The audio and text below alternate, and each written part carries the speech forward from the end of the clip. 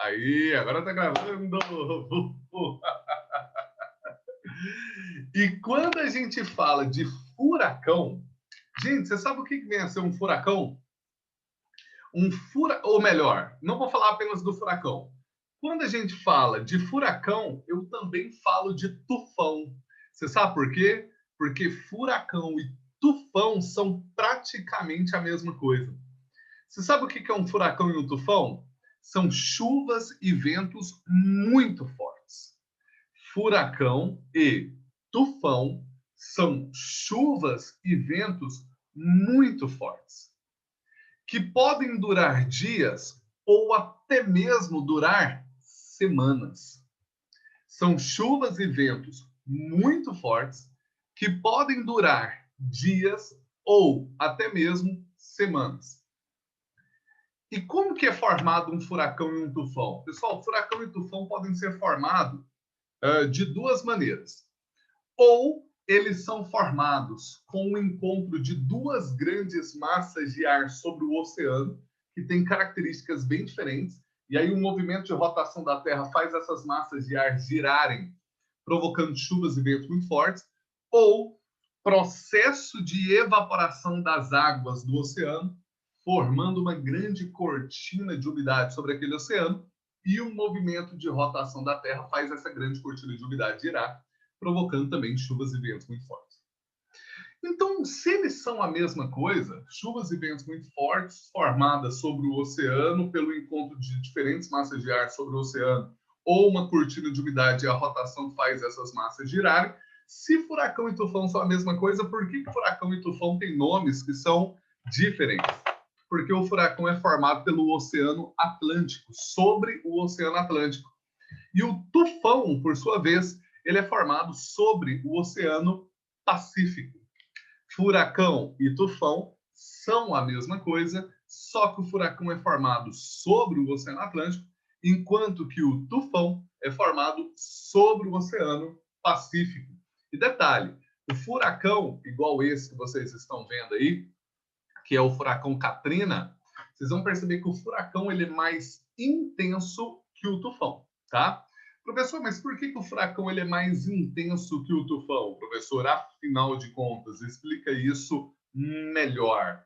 Gente, você sabe por que o furacão ele é mais intenso que o tufão? Porque as águas do Oceano Atlântico são águas mais quentes que a do Oceano Pacífico. Então, o processo de evaporação das águas ali no Oceano Atlântico, se você for reparar, o processo de evaporação das águas do Oceano Atlântico é muito mais intenso que o processo de evaporação das águas ali comparado ao Oceano Pacífico, tá? Se você for reparar. Então, forma mais uma cortina de umidade ali sobre o oceano, que a rotação da Terra faz girar, provocando chuvas e ventos muito fortes. O professor, mas é aquele funil que eu vejo indo de um lugar para outro? Aquele funil que você vê indo de um lugar para outro, aquilo não é furacão. Aquilo não é tufão. Aquilo é tornado. Um tornado, pessoal, ele é formado sobre a Terra. O tornado, pessoal, ele é formado sobre o continente. E ele também é formado pelo encontro de massa quente com massa fria sobre o continente, e aí forma aquele funil. Só que sobre o continente as massas são menores. Então, como as massas são menores, a rotação faz essas massas girarem mais rápido a ponto de tocar no solo e de um lugar para o outro. Só que o tornado é menos danoso do que o furacão e o tufão. Porque enquanto o furacão e o tufão duram dias ou até mesmo semanas, o tornado, quando muito, dura minutos, que é aquele funil que aparece em filme, que vai de um lugar para outro, geralmente acompanhado de tempestade, e acontece mais em zona rural. Por que acontece mais em zona rural? Porque você não tem as construções para barrar aquela rajada de vento indo de um lugar para outro. Né? Então ele acaba sendo menos danoso do que o furacão e o tufão, que provoca chuvas e ventos muito fortes que podem durar semanas, já que essas grandes massas de ar são originadas sobre o oceano e do oceano vai para o continente. Já o tornado é só originado do continente, termina no continente, às vezes pode ir para um rio e aí forma uma tromba d'água, ou às vezes pode ir para uma área que está pegando chão, pegando fogo e forma um tornado de fogo. Mas mesmo assim, dura pouco tempo, quando muito, minutos, tá? E logo se dissipa aquela rajada de vento. Beleza? Ô, gente, só isso que estava faltando eu encerrar com vocês.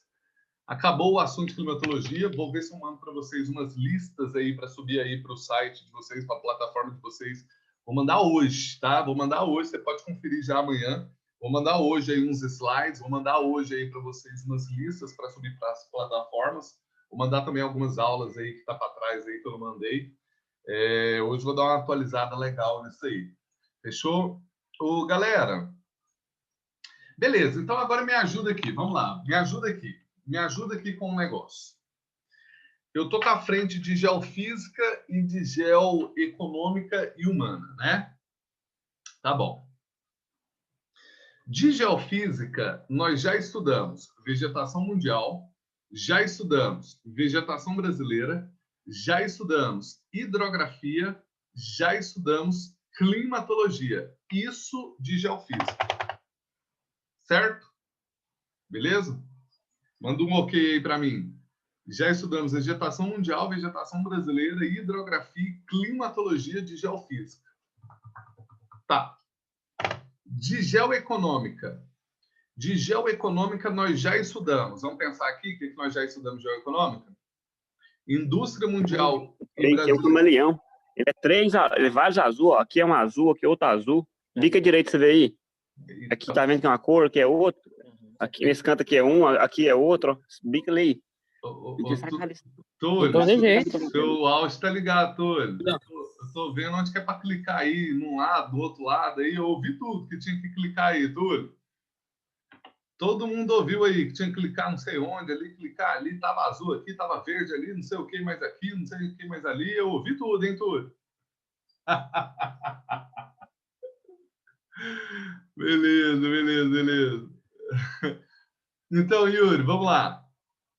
De geoeconômica e humana, nós já vimos. Tranquilo, Túlio, de boa. Pessoal, de geoeconômica e geohumana, a gente já viu indústria mundial, indústria brasileira e agricultura. Concorda? Foi isso, não foi? Indústria mundial, indústria brasileira e agricultura. Então, agora, você sabe o que nós vamos fazer? Nesse exato momento, em geografia econômica e humana, nós vamos entrar na matéria de população e urbanização. A gente vai voltar para a geografia econômica e humana, e aí, ao voltar para a geografia econômica e humana, a gente vai entrar no assunto de população e de urbanização. Beleza? Tranquilo? Manda um joia aí para mim, se tranquilo. Belezinha? Então, vamos lá, então. Ó, boa, Guilhermão. Guilhermão, ó, que isso, pessoal, tudo mandando joia aí. Vocês estão demais mesmo, hein? Vocês sabem mexer nesse negócio aí, hein? Vocês sabem mexer nessa parada aí demais, galera. Vocês estão achando que eu... Olha lá, Andrezão rindo, Diné, vocês estão achando que eu também não sei, né? Vocês estão achando que eu também não sei. Peguei aulas, mais aulas disso aqui. Melhorei pra caramba minha aula nesse trem, graças a Deus. Também sem mexer, meu brother. Você tá achando que... Tá achando que é só vocês que sabem mexer nesse negócio aqui? Eu também sei mexer nisso aqui, meu. Tá achando que, meus brothers? Olha aí pra vocês verem aí, ó. Só faltou o cabelo moicano, a caixinha JBL, porque o óculos Juliette eu já tenho, ó. Dá uma olhada aí, ó. O óculos Juliette eu já tenho. Só tá faltando o moicano e a caixinha JBL e o risquinho na sobrancelha. Boa, Maria. Maria, se eu fizer aquele risquinho na sobrancelha, você acha que eu vou ficar charmoso? Se eu botar um moicano e fazer um risquinho na sobrancelha e ter a caixinha JBL, você acha que eu vou ficar charmoso? Uai, tem uma galera que curte, né? É mesmo? Ó, o Yurão aí, ó. Quer que eu faça isso aí, Yuri? Eu não? Não, você não, Breno. Mas eu já Pode tenho fazer, óculos, Breno, ó. fica top. Aí, Eu ó, tá apoio vendo? o senhor fazer. Boa, boa, boa. Olha aí, pô, eu já tenho o óculos, olha aí. Bom, mas vamos lá. Vamos lá, então. Vamos começar a matéria nova aqui. Antes de começar a matéria nova, vou mandar um slide aqui para vocês, tá? Antes de começar a matéria nova, eu vou mandar um slide aqui agora para vocês da matéria nova, da matéria de população. Vou mandar aqui agora para vocês. Só um minuto aqui.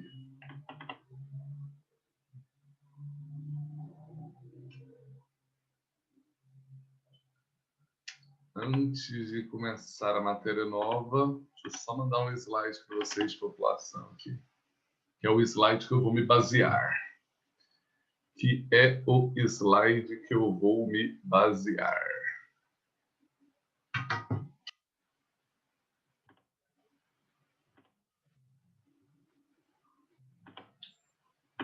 Vamos lá.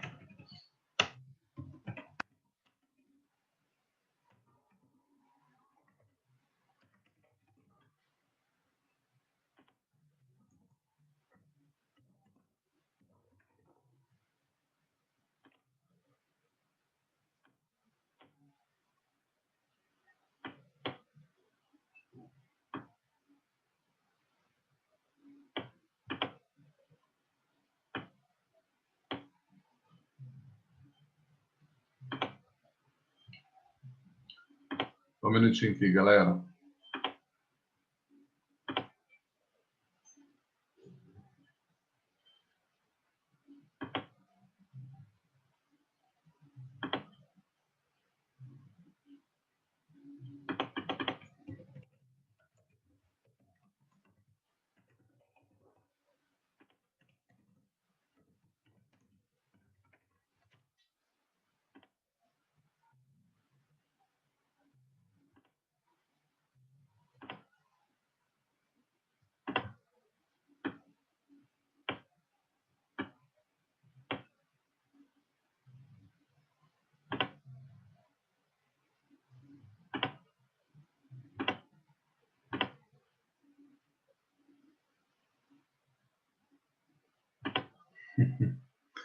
É isso aí, André.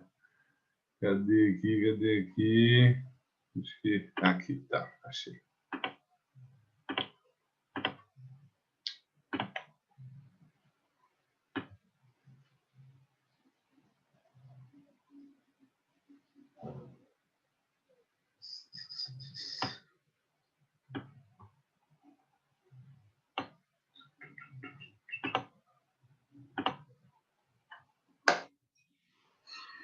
Pessoal, dá uma olhada aí no slide que eu acabei de mandar para vocês. Meus amigos, acabei de mandar um slide aí para vocês, massa, tá? Acabei de mandar um slide aí para vocês, massa, que é o slide que eu vou me basear. Gostaria de saber se vocês receberam aí pelo chat esse slide que eu acabei de mandar para vocês. Dá uma olhada aí, dá uma olhada aí. É o slide que eu vou me basear. Para a gente entrar agora nesse assunto de população e de urbanização. Ó, o pessoal foi falando que chegou aqui, ó. Beleza, galera recebeu o slide, bacana. Então vamos começar aqui, ó, galerinha. Vamos lá, então. Bora lá. Matéria nova, matéria de população. Essa é a matéria agora nova, essa é a matéria que a gente vai a partir de agora. Vamos lá, então? Pessoal, é o seguinte, prestem atenção aqui em todo mundo, ó. Meus amigos, essa matéria que nós vamos entrar agora é o assunto de demografia. Aí você está me perguntando, professor, mas o que é demografia? Gente, demografia nada mais é do que o estudo da população. Isso é o que a gente chama de demografia. E o ponto de partida, galera, para a gente estudar população é tentar estudar e entender as teorias que já falaram a respeito de população, a respeito de demografia. São as chamadas teorias demográficas. E a primeira grande teoria que falou do assunto população no mundo, a primeira grande teoria que falou do assunto demografia no mundo, foi a chamada teoria malthusiana. Galera, a teoria malthusiana, ela foi uma teoria elaborada no século XVIII por um cara chamado de Thomas Robert Malthus, ali na Inglaterra, isso na época do século XVIII. elaborada por esse economista inglês chamado de Thomas Robert Malthus, onde ele falou assim, olha, no futuro, a população crescerá em ritmo de PG, enquanto que, por sua vez, os alimentos, eles crescerão em ritmo de PA. População crescendo em ritmo de PG, progressão geométrica, e alimentos em ritmo de PA, progressão aritmética. Galera, quando você estuda PG e PA na matemática, você sabe que a PG, a razão é multiplicativa entre os termos, e PA, a razão é em forma de adição entre os termos. Quando o Thomas Malthus, ele diz que no futuro a população cresceria em ritmo de PG, enquanto que os alimentos em ritmo de PA, você sabe o que o Thomas Robert Malthus, na verdade, ele quis dizer? Ele quis, na verdade, dizer que no futuro nós teríamos muito mais pessoas do que alimentos. E aí eu te faço uma pergunta. Essa teoria do Thomas Robert Malthus, ela é uma teoria certa ou ela não é certa? Ela não é certa, ela é incorreta. Porque, na verdade, pessoal, ele disse que teríamos muito mais pessoas do que alimentos. Só que tem um detalhe, nós temos muito mais alimentos do que pessoas. Galera, você sabe qual foi o grande detalhe da teoria do Thomas Robert Malthus? É que ele não levou em consideração o avanço tecnológico. Ele fez essa sua teoria ali no século XVIII, na época da primeira Revolução Industrial. Foi ali que o Thomas Robert Malthus ele fez a sua teoria. No século XVIII, na época da primeira Revolução Industrial, né? E quando o Thomas Robert Malthus ele fez essa sua teoria no século XVIII, na época da primeira Revolução Industrial, estava começando a tecnologia para aquela época, estava começando a indústria para aquela época. Aí o Thomas Malthus ele não tinha noção da tecnologia que estava por vir no futuro e que iria representar uma grande produtividade de alimentos comparado ao número de pessoas. Por isso que a teoria dele é errada, porque ele afirmou categoricamente que teria mais pessoa do que alimentos, só que na verdade tem muito mais alimentos do que pessoas. Então, por isso que a teoria dele está errada. Professor, mas a minha pergunta é, se tem muito mais alimentos do que pessoas, como você fala, por que então tem pessoas no mundo que passam fome? Galera, as pessoas no mundo, elas passam fome não porque não tem alimento no mundo, porque alimento tem no mundo, e muito mais do que a quantidade de pessoas. As pessoas, elas passam fome no mundo, na verdade, por conta da má distribuição desses alimentos, alguns locais que têm alimento demais e outros que têm alimento de menos, e não apenas isso, o desperdício do alimento. Você sabia que 1/3 dos alimentos produzidos no mundo, 1/3, pessoal, eles são jogados fora? Exatamente, 1/3 dos alimentos produzidos no mundo são jogados fora, né? Então, isso é muita coisa. Então, essa é a teoria malthusiana. Malthus disse no século XVIII, esse economista inglês, que a população cresceria em ritmo de PG multiplicativo e os alimentos em ritmo de PA, adição, ou seja, que teria muito mais pessoas do que alimentos no futuro. Teoria errada, porque tem muito mais alimentos do que pessoas. O grande problema foi que o Malthus fez a sua teoria quando estava começando a primeira Revolução Industrial, então ele não levou em consideração o que seria o avanço tecnológico, e hoje tem muito mais alimentos do que pessoas. O problema da fome do mundo não é porque não tem alimento, alimento tem. O problema é o desperdício e uma má distribuição. Esse aí que você está vendo é Thomas Robert Malthus, tá? Esse aí que vocês estão vendo é ele mesmo, é o Thomas Robert Malthus, tá? Só para deixar isso bem claro aí para todo mundo, tá? Esse aí é Thomas Robert Malthus, tudo bem? Só para deixar isso bem claro aí para todo mundo. Ô, gente, outra coisa. Só para você ter noção do que eu estou te falando, o Malthus, por sua vez, ele chegou até mesmo a defender que no mundo deveriam existir guerras e pestes. Você sabia disso? É isso mesmo que eu estou te falando. O Malthus, ele chegou a defender que no mundo deveriam existir até mesmo guerras e pestes. Porque caso existissem guerras e pestes, você teria a possibilidade de eliminar a população, se assim precisasse equilibrar uma boa distribuição de alimentos. E a gente sabe que isso não é necessário. Tudo bem? Beleza. Dá mais uma olhada aí numa outra teoria, ó. Tá vendo essa teoria aí, ó? Teoria neo-malthusiana. Dá uma olhada aí, ó. Teoria neo-malthusiana. Dá uma olhada aí, ó.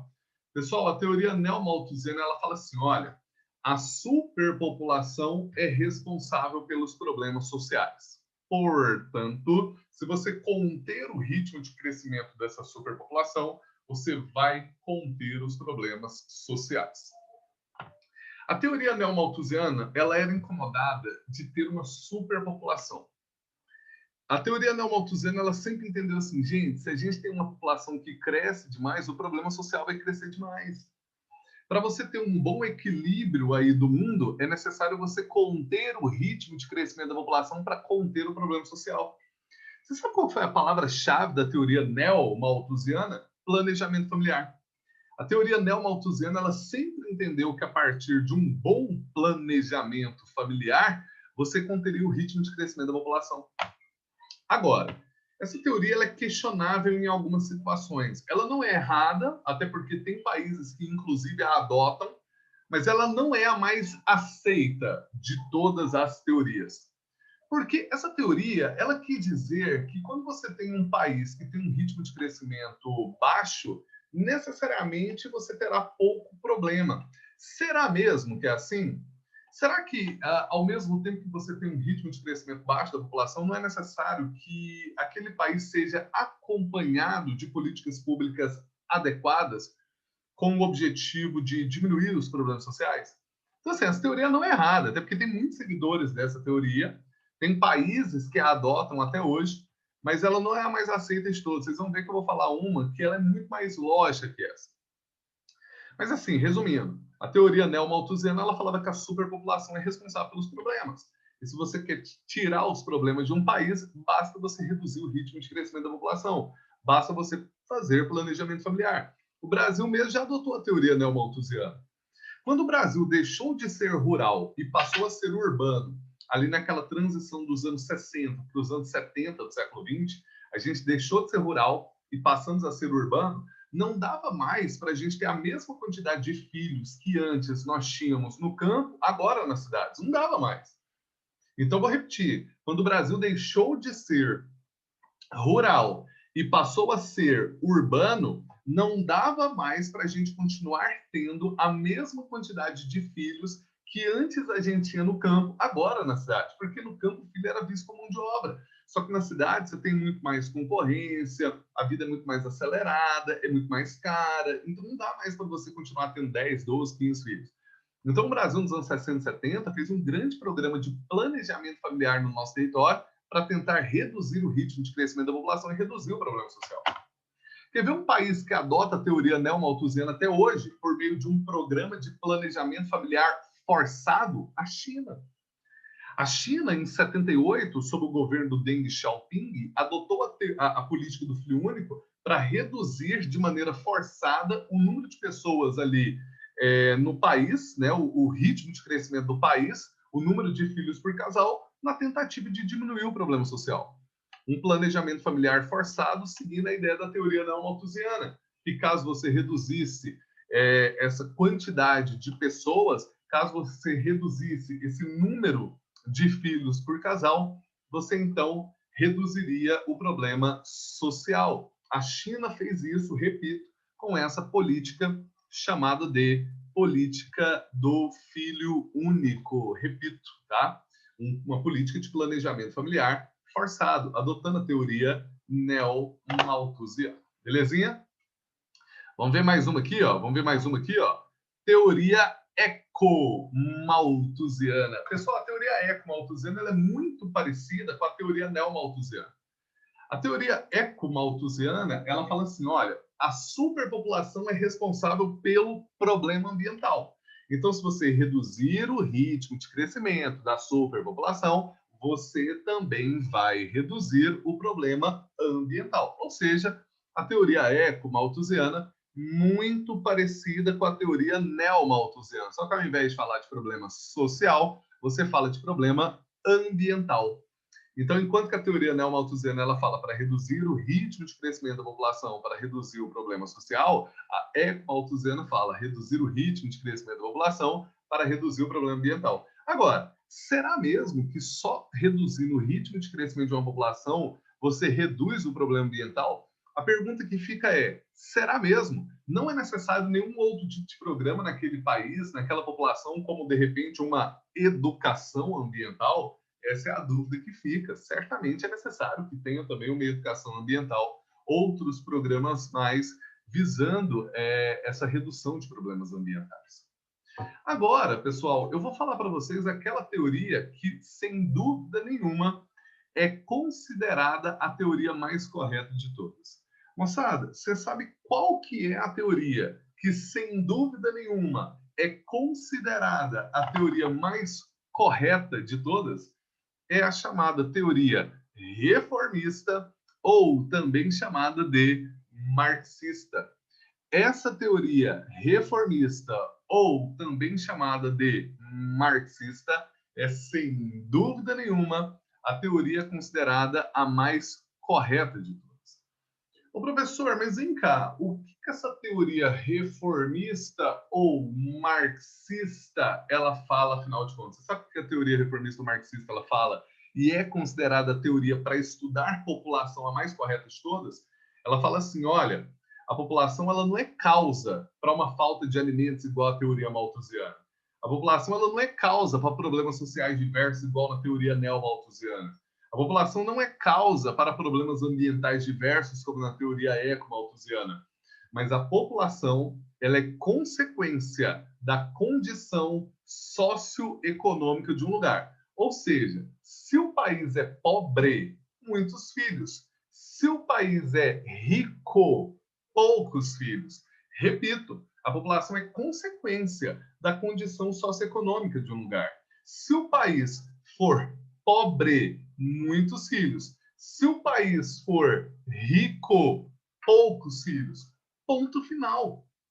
Essa é a teoria chamada de reformista ou marxista. A população é consequência da condição socioeconômica de um lugar. Ponto final. O que a teoria reformista ou marxista ela fala? Você quer ter ali uma população mais equilibrada? Mexa na economia daquele país. À medida que a economia daquele país ele começa a melhorar, gradativamente o número de filhos por casal começa a diminuir. Gente, o exemplo mais claro é quando você compara, por exemplo, países ali do continente africano, como Serra Leoa, que são países que de fato têm uma economia muito baixa, que de fato têm uma economia muito fraca.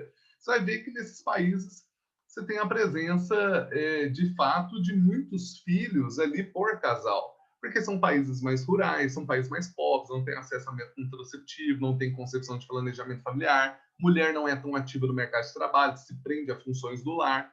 Né? Ao passo que, quando você pega ali, por exemplo, países ricos, países desenvolvidos, como países europeus, ou de repente como o Japão, a mulher é muito ativa no mercado de trabalho, a sociedade é mais urbana, né? Você tem muito mais educação, você tem muito mais planejamento familiar, né? Então, como consequência, pessoal, disso tudo, você tem um número de filhos baixo, de fato, por casal, né? Então, só para deixar isso bem claro, ok? Só para deixar isso bem claro. Tranquilão? De boa, essa é a teoria considerada mais correta de todas, chamada de teoria reformista ou marxista, em que a população ela é consequência da condição socioeconômica de um lugar. Se o país é pobre, muitos filhos. Se o país é rico, poucos filhos. Galera, até aqui, alguém tem alguma dúvida? Alguém quer falar alguma coisa? Diz aí para mim. Até aí, alguém tem alguma dúvida? Alguém quer falar alguma coisa? Diz para mim. Diz para mim. Fala aí, fala aí, fala aí.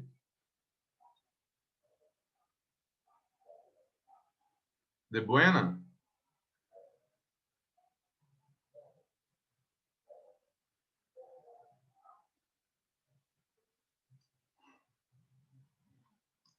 De boa, de boa, de boa? De boa. Que isso? Quem falou esse de boa desse jeito? Quem falou esse de boa assim? Maria Luísa, que isso, hein, Maria Luísa? Você viu o jeito que... Yuri, você viu o jeito que Maria Luísa falou? De boa. Que isso, hein? Yuri deu aquela risada sem graça. É isso aí, Yurão. Gente, então tá. Já volto, já volto. Já tô voltando, já tô voltando. Já tô voltando. Vou sair, tô voltando.